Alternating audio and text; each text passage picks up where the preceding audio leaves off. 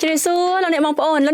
ប្រហែលជាស្គាល់ហើយខាងក្រោយនេះខ្ញុំនេះគឺជា Mode Sky Villa នៅក្នុងបរិយាវិលៀមប៉ុន្តែខុសប្លែកបន្តិចប្រហែលជាលោកអ្នកបងប្អូនឆ្ងល់ហើយមែនអត់អញ្ចឹងបើឆ្ងល់នេះខ្ញុំនឹងណែនាំលោកអ្នកបងប្អូនទៅខាងក្នុងវិញម្ដងប៉ុន្តែពីមុននៅទៅដល់ខាងក្នុងនេះខ្ញុំនឹងសូមណែនាំលោកអ្នកបងប្អូនសិនថាតើខាងមុខផ្ទះបរិយាវិលៀមរៀបចំមកគេខ្លះសម្រាប់ Mode Sky Villa តោះឥឡូវទៅមួយខ្ញុំទាំងអស់គ្នា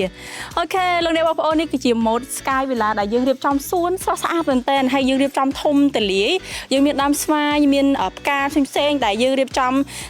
សម្រាប់អតិថិជនយើងហើយផ្ទះនេះផងដែរយើងចិត្តបកគោសោយចិត្តរួចរាល់ 100% ហើយប៉ុន្តែនេះគឺខាងមុខជាក់ស្ដែងដែលបរិយាវិលៀមរៀបចំឲ្យស្អាតមែនទែនតែម្ដងតោះឥឡូវទៅខាងក្រោយផ្ទះទាំងអស់គ្នាតោះ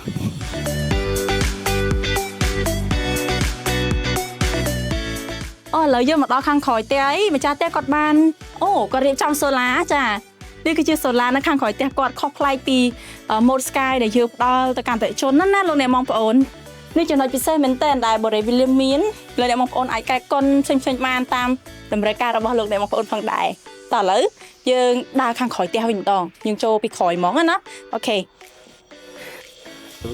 វ៉ាវលោកអ្នកបងប្អូននេះខាងក្រោយផ្ទះចាខាងក្រោយខាងស្ដាំដៃនេះខ្ញុំនេះគឺជាចង្ក្រានបាយដែលបរិយាវិលៀមរៀបចំទៅកាន់អតិថិជនរបស់យើងលោកអ្នកបងប្អូនវារៀង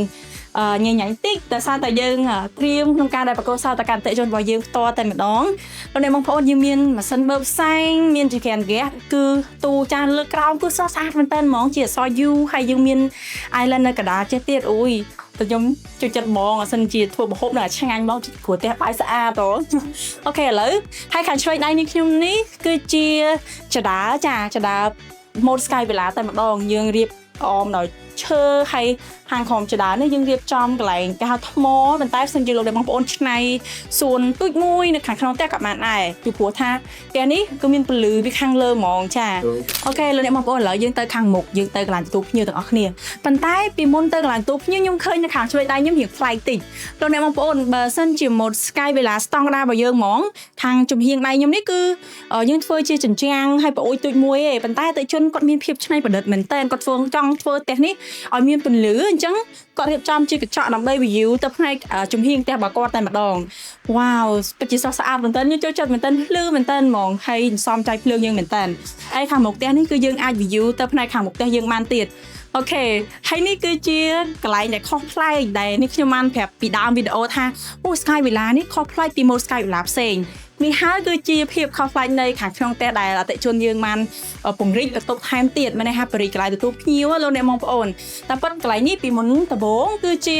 កន្លែងចំណតឡានទេប៉ុន្តែអតិថិជនគាត់ចង់បានផ្ទះនេះធំទូលាយជាងនឹងទៀតអញ្ចឹងគាត់ឆ្នៃជាកន្លែងទទួលភ្ញៀវស្រស់ស្អាតមែនទែនហ្មងតើលោកអ្នកបងប្អូនឥឡូវនេះខ្ញុំចង់ទៅខាងលើទាំងអស់គ្នាអូខេតោះផ្ទះ Sky Villa នេះលោកអ្នកបងប្អូនគឺយើងមាន3បន្ទប់គេងនៅខាងក្រោមមានបន្ទប់គេងទេប៉ុន្តែលោកអ្នកបងប្អូនអាចឆ្នៃបន្ថែមបាន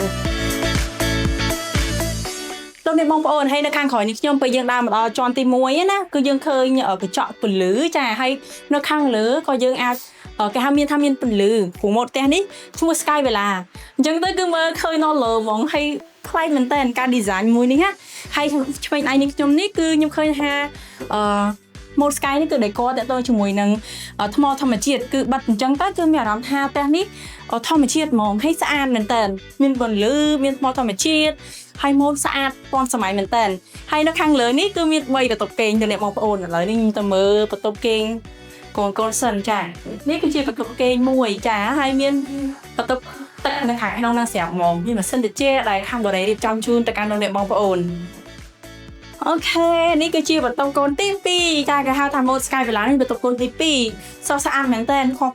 ប្លែកពីបន្ទប់កូនផ្សេងៗគឺមានន័យថាមានកញ្ចក់ពន្លឺមែនតើហើយស្រស់ស្អាតយើងឆ្នៃជាបន្ទប់គេងក៏បានជា office ក៏បានដែរតែលោកអ្នកបងប្អូនទេហើយស្ដាំដៃនេះខ្ញុំនេះគឺយើងមានបន្ទប់ទឹកស្រស់ស្អាតបែបហ្នឹងលោកអ្នកបងប្អូនមានកញ្ចក់មានម៉ាស៊ីនមួយទឹកក្តៅត្រជាក់យើងប្រើម៉ាស៊ីន Marina គឺស្តង់ដារជូនលោកអ្នកបងប្អូនហ្មងលោកអ្នកបងប្អូនបន្ទប់មេគ្រួសារខ្ញុំឃើញថាធំទូលាយមែនតើតែម្ដង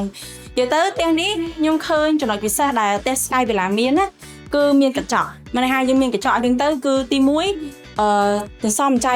ភ្លើងយើងមែនតើទី2គឺមានន័យថាមានពន្លឺគ្រប់គ្រាន់អត់មានអារម្មណ៍ថាចូលមកហប់អីទេសម្រាប់ម៉ូដហ្នឹងណាអញ្ចឹងគឺការ design នេះខ្ញុំចូលចិត្តឲ្យស្អាតមែនតើហ្មងហើយឥឡូវយើងទៅខាងមុខសិនថាមានគេខ្លះ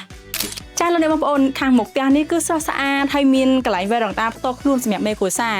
មកពីកន្លែងការងារហត់នឿយចង់អង្គុយ fresh chill ជាមួយនឹងគ្រួសារអីល្អមែនតើនៅខាងមុខគឺមាន space ស្រាប់ហ្មងចាលោកអ្នកបងប្អូនបើសិនជាលោកអ្នកបងប្អូនចាប់អារម្មណ៍ Sky Villa មួយនេះកុំភ្លេចមកទស្សនាផ្ទាល់នៅ Boray William បាយបាយ